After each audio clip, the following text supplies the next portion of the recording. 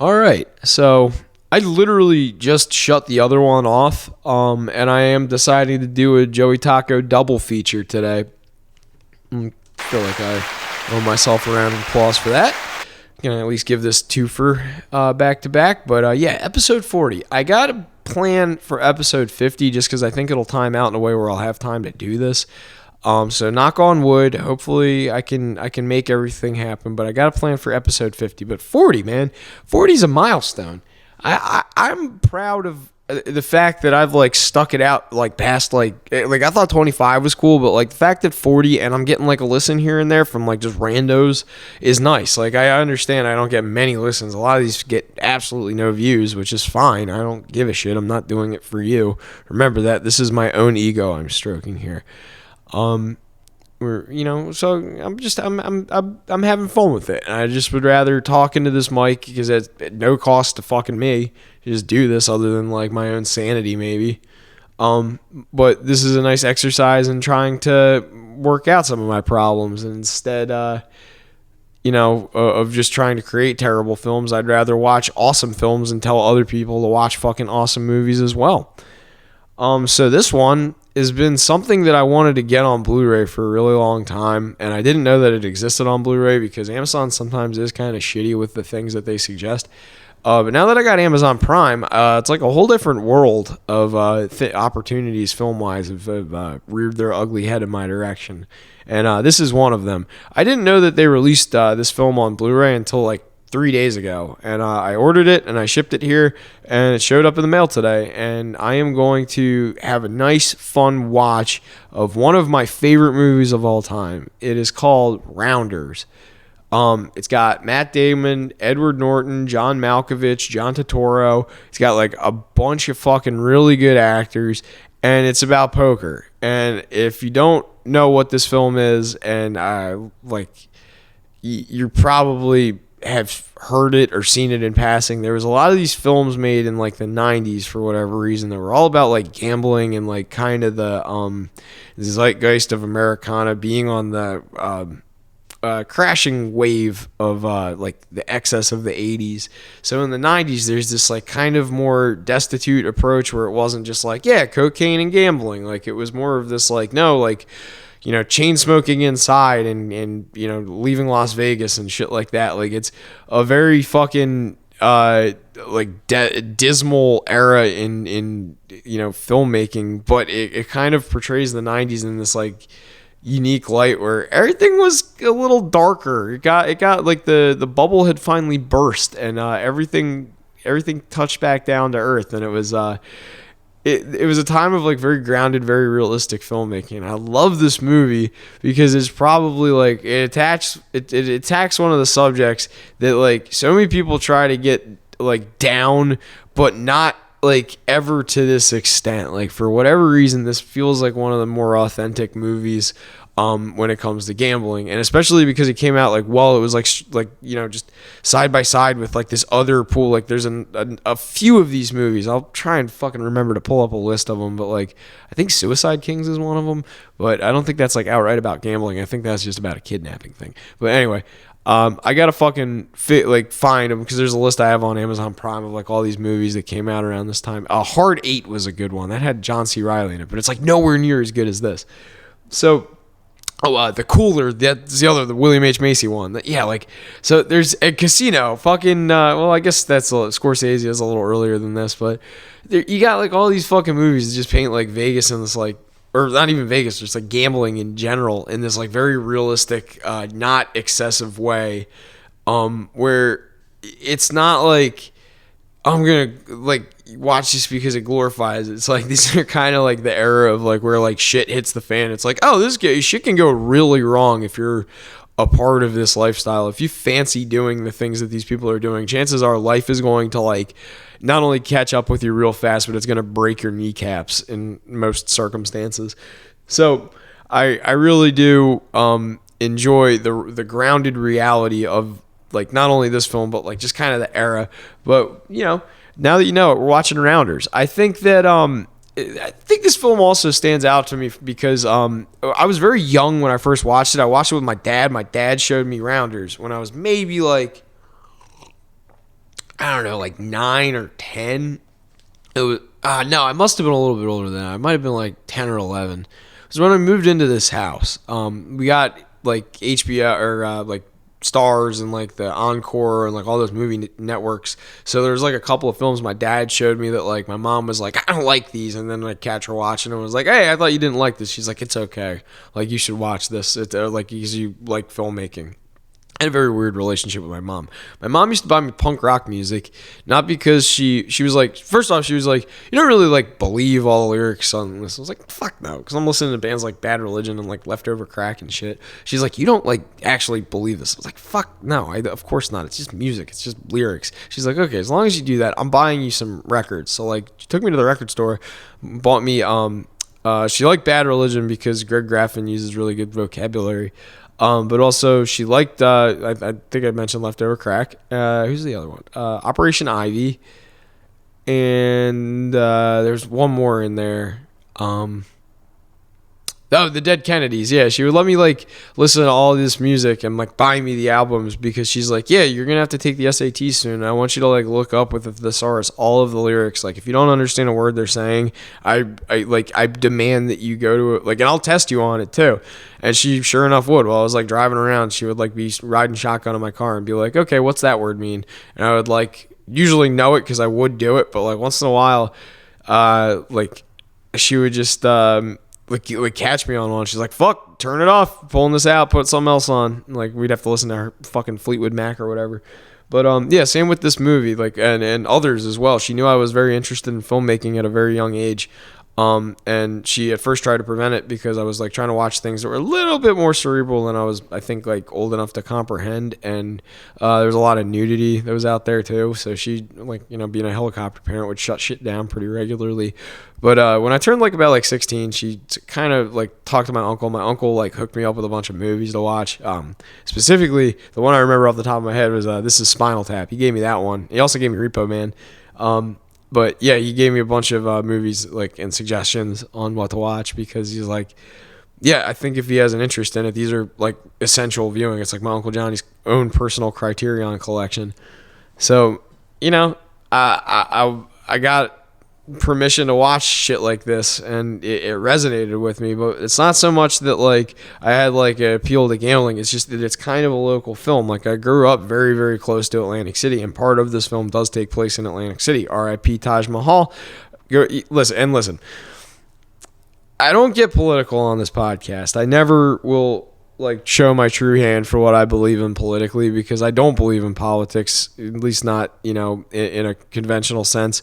I know that until the Electoral College is gone, like, and there's a more like feasible way of like allowing people to get more direct access to a vote that appeals to what they think they're voting for. There's no like intermediaries like the Electoral College or like, you know, gerrymandering, preventing certain districts and shit. Like if you vote for this guy, it should count one vote for that guy. Like that's kind of how it should just fucking be.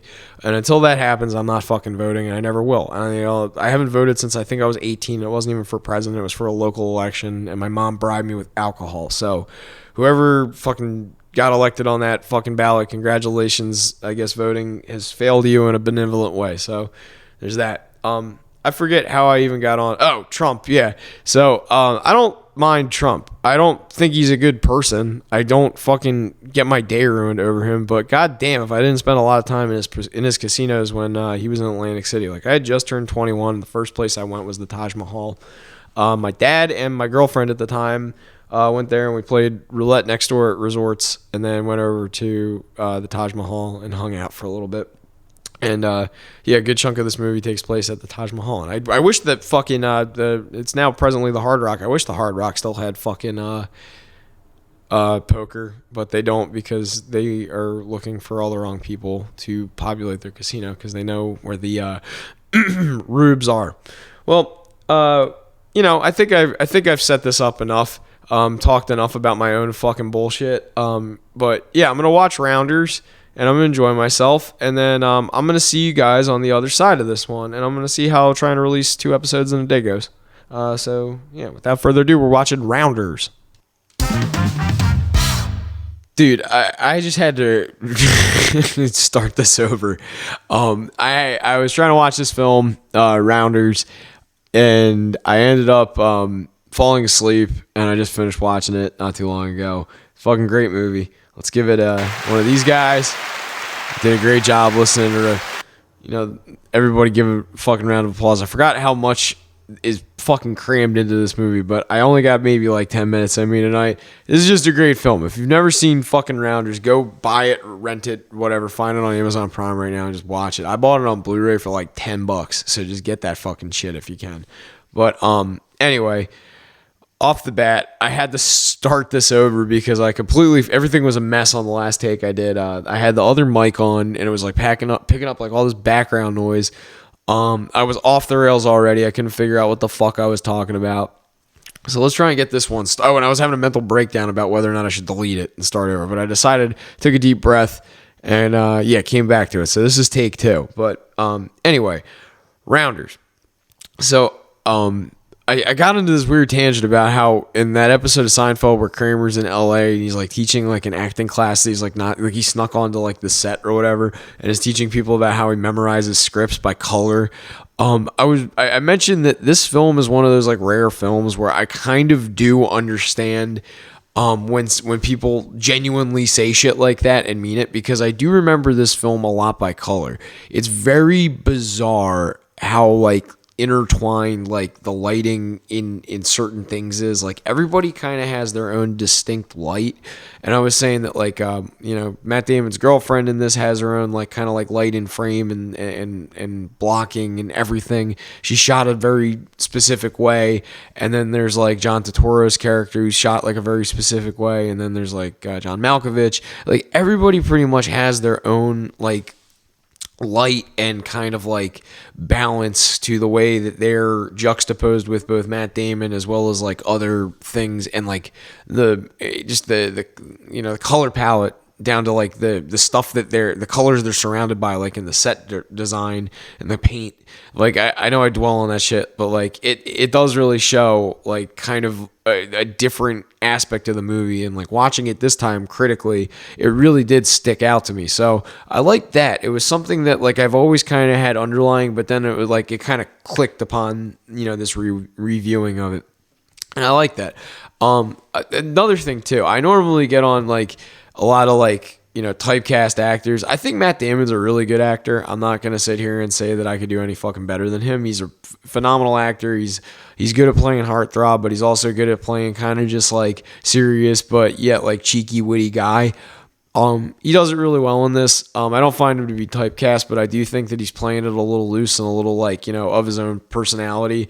A down low alpha. It just is like a, he's got like a nice balance to Edward Norton's character, who's like completely just out there, and he's like in reality he's always like trying to run from his problems and hide from shit instead of just like confronting it and dealing with it like a man. And then he gets like Matt Damon linked up and all this shit, and it's like it all unravels very, very nicely, and it's all like it all melds. It's a very naturalistic kind of like, all the characters just play off each other very well. There's not there's no unnecessary like side plots. It just is kind of like hyper focused on like not only the game, but that like Matt Damon kind of is like playing, not only like the literal game, but like the game he's playing of like cat and mouse with his girlfriend, and then like cat and mouse with Edward Norton. It's just trying not to get his ass kicked by the one dude. I like that. I like the way that it focuses without like really keeping any strict attention to anything else, or like not anything else, but like anything like one thing specific. Like I don't know. It's hard to explain without just like breaking the literal plot down. But I just enjoy the way this film builds and builds and builds, and it gets better and better and better with like the mounting tension. And like the slow unwind of one dude's life as the other dude like brings him down to his level. It's you feel very helpless, but you also feel very in control. And it's like I think the film does a great job of portraying that. So, this is another film too where like I never really focus on like the tone of anything, but I'm very much in awe of like I think I mentioned before. what's his fucking name? David Fincher. David Fincher does a really good job of making films like have a tone. And this is another one. I already forget off the top of my head who the director is. I looked him up. Nothing else I've seen by him, but this is a really good fucking film. And like the tone that it really brings across is like this one steady, like it's kind of like the ticking clock element, but it's played a little looser than that. It's not quite like a literal ticking clock. Like there's something funny, like if you ever talk, to anybody that goes to casinos, they really don't have the time of day on anything except maybe the news and like that. They just kind of like keep on like a big screen, but like not where you're paying attention, like nowhere near where the sports gaming or anything is.